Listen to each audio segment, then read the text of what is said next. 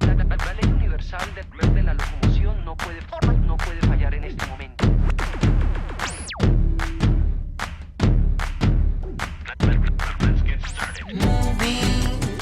18 minutos pasaron de las 9 de la noche, estamos haciendo Hacete Eco, el programa ambiental de Aire de Santa Fe. Intentamos siempre tocar todos los temas. Obviamente que siempre quedan dudas, siempre queremos saber un poquito más. Con mi compañera Eva, siempre alguna pregunta nos queda. En este caso que estoy sola, voy a intentar abarcar lo máximo posible y por eso vamos a hablar con alguien que sabe mucho sobre el tema que planteaba en la apertura de hoy. Estamos hablando de vaca muerta, estamos hablando del extractivismo y estamos hablando de cuáles son las consecuencias y los beneficios también. Cuando uno escucha hablar de vaca muerta en las noticias, muchas veces lo escuchamos como la posibilidad de empezar a progresar, la posibilidad de poder salir adelante como país en cuanto a lo económico, a lo social, pero también escuchamos otras voces que nos cuentan esas consecuencias, esos problemas que puede traer tanto para el ambiente como para las sociedades que viven cerca de las provincias que nombrábamos antes y sobre todo para la provincia de Neuquén. Por eso estamos en comunicación con Enrique Viale, él es abogado ambientalista y nos va a saber explicar bien de qué estamos hablando cuando hablamos de vaca muerta. Muy buenas noches, Enrique, bienvenido a Hacete Eco, mi nombre es Valentina y vamos a estar compartiendo esta entrevista. ¿Qué tal? ¿Cómo anda? Muy buenas noches, gracias por llamar. No, por favor, muchas gracias a vos por atendernos. Y bueno, no sé si pudiste escuchar algo.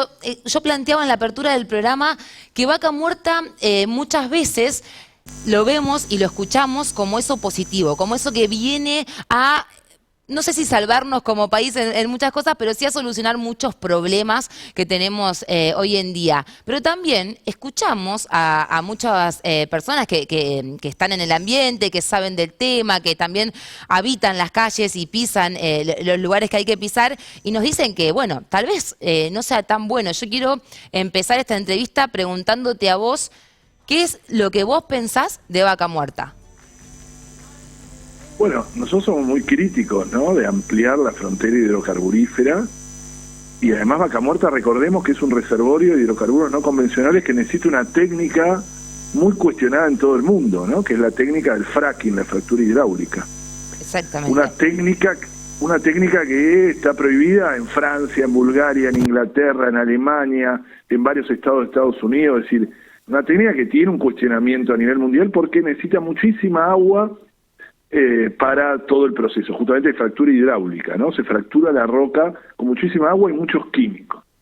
Exactamente. Además de ello es la ampliación de la frontera hidrocarburífera, es decir, de poner el futuro de nuestro país en una agenda que se está retirando del mundo, ¿no?, que es salir de los combustibles fósiles, que es el objetivo, que es el que produce, recordemos que la quema de los combustibles fósiles es la que produce el cambio climático global, el colapso climático que estamos viviendo. En ese marco, vaca muerta nosotros lo hemos escrito en varios libros. Vaca muerta fue convertida en una especie de El Dorado, ¿no? El Dorado era esa ciudad llena de riquezas en la época de la conquista, que fue un mito en realidad, porque no existía, pero que la encontrara se iba a salvar, porque el piso era de oro, los techos eran de oro, digamos. Había riqueza por todos lados. Exactamente, El Dorado, ¿no? El Dorado es esa promesa repentina, mágica, casi como magia, de salvar algo.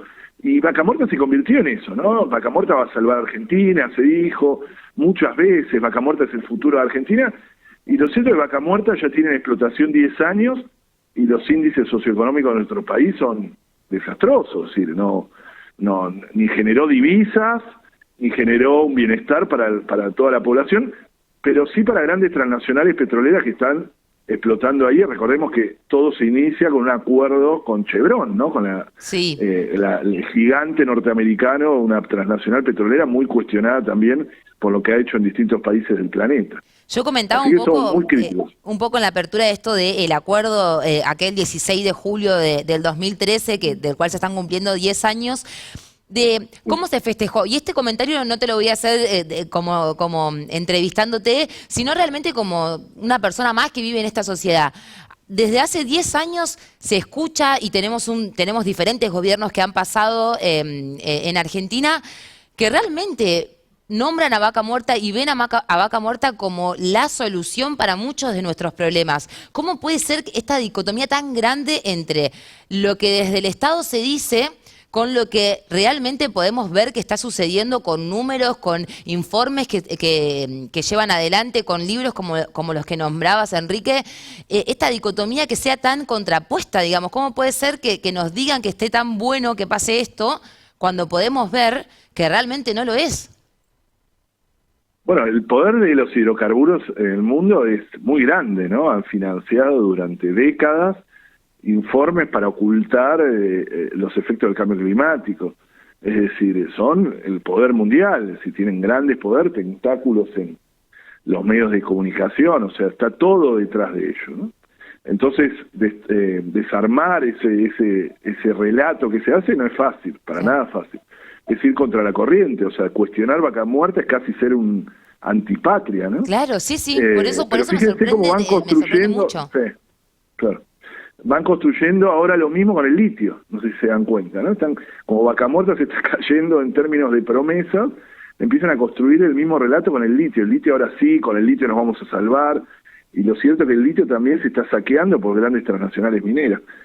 Es decir, son figuras extremas del extractivismo, ¿no? Claro. Las grandes figuras, que es el petróleo, la minería, el agronegocio, que van trastocando los territorios. Hay un lado B de Vaca Muerta, ¿no? Que son los basureros petroleros, la conflictividad en territorio mapuche, ¿no? Que han sido violentados todos sus derechos consagrados en la Constitución, la contaminación de los ríos, el uso del agua, es decir, hay todo un lado B que no se habla prácticamente. Exactamente. Doctor, Vaca Muerta pasó varias veces por juicios, por decretos. Hubo mucho en estos 10 años. Si tendríamos que hacer un resumen de más o menos cómo se fue llevando adelante para hoy en día estar estar en la situación que estamos con Vaca Muerta, ¿qué sería lo más importante a destacar? No, bueno, una de las cosas es eso, ¿no? Que no ha resuelto nada de las promesas que se ha dicho, ¿no? Que nos iba a generar divisa, que iba a generar bienestar a toda la población del país. Que ninguna de ellas se han cumplido. Lo cierto es que nosotros tenemos que apuntar a una transición energética donde la energía se democratice y poder tener una política de salida de los hidrocarburos, que obviamente que no es de un día para otro, eso está claro. No se sale de un día para otro, pero sí empezar a apuntar hacia ello, con una YPF del siglo XXI que empiece a pensar en esa salida, ¿no? Que empiece a pensar en sus trabajadores, en los trabajadores de las energías renovables. Una YPF y no apuntar a la ampliación de la frontera hidrocarburífera en Vaca Muerta y en el mar argentino, ¿no? Que es un poco lo que estamos haciendo. Entonces, más que transición energética, en Argentina estamos en un proceso de expansión de los hidrocarburos, ¿no? Expansión energética. Y judicialmente en estos últimos 10 años, en algún momento se intentó parar Vaca Muerta, después se fue para atrás con eso. Bueno, hubo muchas idas y vueltas, digamos. Si tenemos que destacar los momentos importantes de estos 10 años judiciales de Vaca Muerta, ¿cuál sería en su posición de abogado los que destacaría? No, bueno, hay de todo, ¿no? Hay informes sobre la sismicidad que se ha hecho, que genera, una de las consecuencias del fracking es generar sismos. Hay una localidad, Sausal Bonito, que está recibiendo los impactos permanentemente. Nosotros tenemos una denuncia judicial muy grande con los basureros también, los basureros petroleros de residuos extremadamente peligrosos, que a través de la técnica del fracking se multiplican, ¿no? Es una técnica que genera muchísimos residuos, tanto agua como lodos muy contaminados, y eso también tiene una investigación bastante importante. Pero bueno, lo más importante es discutir la política, ¿no? La política energética de nuestro país, y si va a ser pensada desde las grandes transnacionales petroleras que nos ponen en el lugar ese, ¿no? De ser proveedor de naturaleza, o vamos a pensar en la transición energética pensando en las poblaciones, en la democratización de la energía, como dije antes, ¿no? Y en el futuro también, ¿no? O sea, estamos planteando una manera de extraer, por ejemplo, en Vaca Muerta, o bueno, también nombrabas el litio, que fue uno de los temas que tocamos alguna vez en Hacete Eco, que parece que son la solución al problema de hoy para crear un problema para mañana.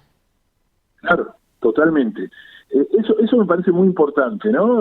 Tener en cuenta de que la salida obviamente es totalmente integral, hay que pensarla desde distintos lados, y pensar de manera soberana y en América Latina además, ¿no? El único que está pensando esto realmente como presidente es el presidente de Colombia, Gustavo Petro, muy interesante, ¿no? Que está planteando qué van a hacer los trabajadores petroleros en el futuro, qué va a hacer la renta petrolera que depende tanto Colombia, cómo va a suplantar eso, porque eso inevitablemente se va a ir. Entonces, vos la podés hacer de forma planificada, pensada, pensando en los distintos sectores de la sociedad, o va a ser de forma abrupta, de un día para otro, con mucho dolor social y dejando a muchos excluidos, ¿no? Entonces, ese me parece que es el camino, ¿no? Pensar de forma soberana una salida energética para toda la Argentina y la región. Y en esta línea, teniendo en cuenta que, bueno, vemos que ambientalmente y socialmente no es la solución y al contrario crea más problemas. ¿Cuáles sí serían las posturas o lo que llevar adelante, lo que llevar a cabo para poder realmente tener una solución? Digo también pensando en un futuro en el que muchas veces se plantea que se deje, como creo que en algún momento lo dijiste, que se deje de utilizar el gas, el petróleo, poder pasar y empezar a utilizar algunos otros minerales que tal vez no sean tan nocivos para el ambiente. Digo, si pensamos en ese futuro, ¿cuál sí sería la solución para dejar de crear este problema que cada vez aumenta más a través de los años y lo hemos visto en estos 10 años? Bueno, es bastante larga la respuesta, ¿eh? No es fácil. Pero voy a tranquilo así, que tenemos tiempo, tomate tu tiempo que me interesa que lo podamos explayar. No, está bien. Igual yo tengo que ir estoy cocinándole a mis hijos. Es difícil eso. Acabo de dar vuelta a las milanesas, aunque no lo creas. Bueno, no, la cuestión es la siguiente. Nosotros en el pactosocialdelsur.com, hacemos un planteo muy integral, ¿no? La salida no es lineal, reemplaza una energía por otra y punto, claro. Porque, por ejemplo, no hay litio en el mundo para cambiar todos los autos a autos eléctricos. Si nosotros no repensamos los modelos de consumo, de sobreconsumo, sobre todo en el norte global, y si no repensamos el rol de América Latina como proveedor de naturaleza para el bienestar del norte, no hay salida. O sea, la salida va a ser siempre ser ese proveedor. Yo creo que América Latina tiene que pensar eso, decir, bueno, a ver, yo voy a hacer pelota a todo el norte argentino para que cada estadounidense tenga 2 camionetas eléctricas de litio, o sea, eléctricas ahora que son 2 Tesla, claro. O que los alemanes tengan sus BMW, o voy a seguir explotando el mar argentino para el sobreconsumo de la maquinaria bélica del norte, no sé. Y eso me parece que es clave, ¿no? Repensar el rol, nuestra energía para quién y para qué también, ¿no? Eso que se dice constantemente es muy importante. ¿Qué energía necesitamos? ¿Para qué necesitamos energía en nuestro territorio? Incluso regionalmente, ¿no? ¿Cómo podemos generar un polo regional en América Latina que piense una salida a eso y una transición justa, ordenada, democrática, que democratice la energía, que la haga accesible, asequible? Es decir, todo eso es totalmente distinto a aceptar el rol que nos imponen, ¿no? Ese de ser, bueno, ahora vos vas a ser el proveedor de litio, ahora vas a ser el proveedor en Vaca Muerta y en el mar argentino. Es totalmente distinto. Bueno, esa salida me parece que es la clave. Exacto. Estamos hablando con el doctor Enrique Viale, él es abogado ambientalista y estamos hablando de Vaca Muerta, queriendo entender un poquitito más, porque a veces, como decíamos al principio, las noticias nos dicen algunas cosas, entendemos que hay un beneficio socioeconómico, hay beneficios, pero después cuando vamos a lo real y a lo que podemos ver y realmente confirmar, no vemos tal, entonces queríamos entender un poquitito más. Enrique, nombrabas a Colombia hace un ratito diciendo, bueno, ¿cuál es el plan que tiene Colombia? Si tendríamos que hacernos eco de algún otro país del mundo que hoy en día pudo sortear esta problemática, pudo entender por dónde ir, ¿hay algún país al cual debemos mirar? No es fácil eso, porque no es fácil mirar a 6 países, ¿no? Porque lo que uno se puede comparar solo con gente de su región, con países de su región. No te podés comparar con otros países que tienen una lógica totalmente distinta. O sea, en Europa, por ejemplo, hay toda una lógica de reemplazo de los combustibles que van y vienen, pero no dejan de tener una mirada colonial sobre nuestros territorios. Claro. Ahora con el litio eso se ve claramente. Entonces, por eso lo más apropiado es pensar en países como Colombia. Uruguay también tiene bastante interesante, una matriz energética bastante interesante, basada bastante en renovables, pero la vuelta de tuerca que le da Petro es que cuestiona de fondo el modelo, ¿no? Incluso lo hizo hoy, vieron que está en Nueva York, está el encuentro de la ONU. Hizo una intervención muy interesante que recomiendo que busquen sobre este tema, ¿no? Sobre cómo pensar la transición y cómo la propia transición energética puede ser una oportunidad para América Latina para generar muchos puestos de trabajo, etc. Por eso, yo no te puedo decir de tal país, porque insisto, hay que compararlo con claro, entiendo de que también tiene que ver con las situaciones que cada país está viviendo. Hoy en día Argentina tiene realmente muchos problemas económicos, sociales y políticos, que tal vez enfrentar un cambio y una transición tan grande o empezar a plantearnos y a cuestionarnos algunas cosas, tal vez no tenga mucho sentido hacerlo hoy en día. No, pero al revés. Yo estoy convencido que gran parte de nuestra crisis económica está vinculada con los modelos de mal desarrollo que nos imponen colonialmente, ¿no? Ajá. Es decir, es la historia de América Latina, una historia de saqueo, etcétera. Creo que si realmente queremos vencer América Latina es la región más desigual del planeta. ¿La región más? Y no es más desigual. Ajá. La más pobre es África, la más desigual es América Latina. Y no es casual eso, y está absolutamente vinculado, estamos convencidos, con los modelos, el extractivismo que los imponen, ¿no? En todos lados. No hay país de América Latina que se haya salvado de ser proveedor de naturaleza para el norte global, o proveedor de materias primas, como quieran llamarlo. Ese es para mí es el gran desafío de la región. Para hacer una sociedad más justa, más igualitaria, es salir de un modelo extractivista que además, como el agronegocio, etcétera, expulsa cientos de miles de familias del campo a las ciudades, a los cordones de las ciudades, hace cordones de pobreza. Es decir, nos parece clave repensar el modelo extractivista en nuestra región. Claro. Me quiero centrar un cachito antes ya de liberarte y agradecerte obviamente en los libros que nombrabas, que llevaron adelante, que pudieron escribir en este tercer libro también, para preguntarte ¿cuál es la investigación que llevan adelante? ¿En dónde se basan? Y si siento yo que cuando escuchamos desde el Estado que se habla de vaca muerta y de los beneficios que tiene, no se está hablando con estos pueblos que nombrás y con las personas que son las que terminan padeciendo las consecuencias del extractivismo. Quiero saber si en estas investigaciones y demás pudiste tener acercamiento, pudiste conocer un poco más de cuál es el problema real de las personas que viven en este lugar, tanto hoy en día porque estamos hablando de vaca muerta o cuando hablamos del norte del país también.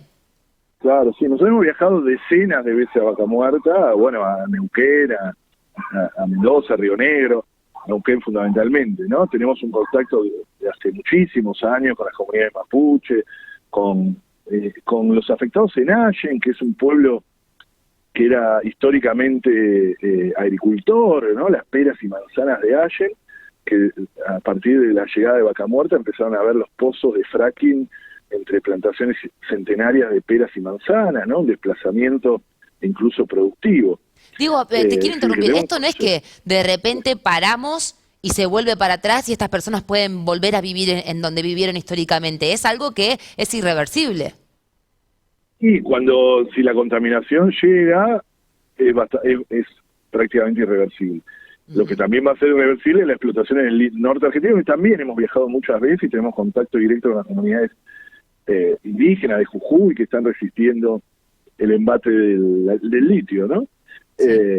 Y que ahí sí, ¿no? Por una actividad que va a durar 15, 20 años, va a afectar la vida de decenas de comunidades indígenas que viven ahí hace miles de años. Claro. En total armonía con los salares, o sea, eso es hasta irracional en términos pragmáticos, ¿no? Y éticos. Ni hablar éticos. No, ético ni hablar, pero digo, para el que no tenga un cuestionamiento ético, incluso en términos pragmáticos, es en un saqueo además pocas veces visto. Así que sí, tenemos un contacto muy directo y lo vemos permanentemente. Enrique, por último te quiero preguntar, ¿a dónde, para toda la gente que esté escuchando del otro lado, a dónde realmente podemos leer, podemos informarnos, podemos ver material para decir, bueno, esto es realmente lo que está pasando y tal vez no dejarnos guiar por esas noticias que vemos patrocinadas en internet o esas noticias que sabemos que tienen un doble sentido o que están cubriendo algunos otros intereses? ¿Cuál es el lugar a donde vos recomendarías ir y poder informarse de manera real de lo que está sucediendo?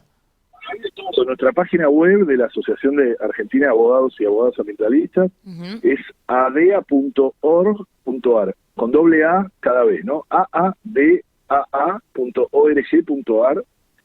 Y después yo subo permanentemente, que lo tengo como eso, en mi Instagram, subo información permanentemente y ahí hay un montón de links que comparto permanentemente también, que es enrique.viale. Ahí pueden también, permanentemente, yo estoy compartiendo información todos los días. Lo recomiendo porque te sigo y sé que siempre compartís información y que lo tomo siempre como una fuente confiable. Ahora voy a poner en historias un artículo que escribí hace un tiempo que se llama la IPF del siglo XXI, cómo debería ser la IPF del siglo XXI, que está relacionado con todo lo que hablamos. Perfecto, me encanta. Muchísimas gracias, Enrique. La verdad es que el tema de Vaca Muerta nos había quedado un poquito colgado con el tiempo y queríamos tratarlo porque entendíamos esta parte de el doble sentido que muchas veces se le da y entender que muchas personas en nuestro país, tal vez por falta de información o por información que no es tan cierta o no es real, lo vemos como un beneficio. Queremos que Vaca Muerta sea nacional, queremos que Vaca Muerta esté y que siga y que pueda seguir por muchos años más, sin entender o sin conocer el detrás de toda esta situación. Así que te agradezco infinitamente por esta conexión. Ya te libero para que sigas con tus cosas y seguramente en algún otro momento volvamos a estar en contacto. Bueno, muchas gracias por llamar, un gusto enorme, gracias. No, por favor, muchísimas gracias a vos. Estuvimos hablando con Enrique Viale, él es abogado ambientalista. Él nos decía, enrique.viale, así lo encuentran en Instagram y de verdad que lo recomiendo porque sube mucha información, sube información realmente muy chequeada, que está muy trabajada y como él decía, trabaja en el campo, busca a la gente que es la que está siendo perjudicada o beneficiada y desde ahí te da la información y creo que es la mejor manera que tenemos para poder opinar, para poder llevar adelante una conversación, para poder también hacerse eco y contarle a alguna otra persona de estos 10 años del acuerdo de Vaca Muerta, el acuerdo entre YPF y Chevron y poder realmente conocer qué es lo que está sucediendo en lugares que a pesar de estar en nuestro país, tal vez nos quedan un poco lejos y lo que nos llega no siempre es la información real o la información que realmente deberíamos poder pasar a otras personas y poder entender a futuro cuáles son las consecuencias de las situaciones que se están dando hoy en día en tema ambiente en nuestro país. Hermosa nota, agradecida con Enrique por haber estado charlando con nosotros en Hacete Eco. Pasaron 41 minutos de las 9 de la noche, te dije, hoy hay de todo. Además de haber compartido esta hermosa nota que después las van a poder encontrar en airedigital.com.ar. También vamos a estar dándonos una vueltita por el litoral santafesino, vamos a estar hablando con la gente que obviamente más sabe de lo que crece en nuestra tierra y obviamente que lo quiere compartir y por eso lo vamos a estar aquí compartiendo con ustedes en Hacete Eco, pero tenemos también noticias, tenemos un poquitito de todo, así que no se muevan de ahí que hasta las 11 de la noche les hacemos compañía en Aire de Santa Fe.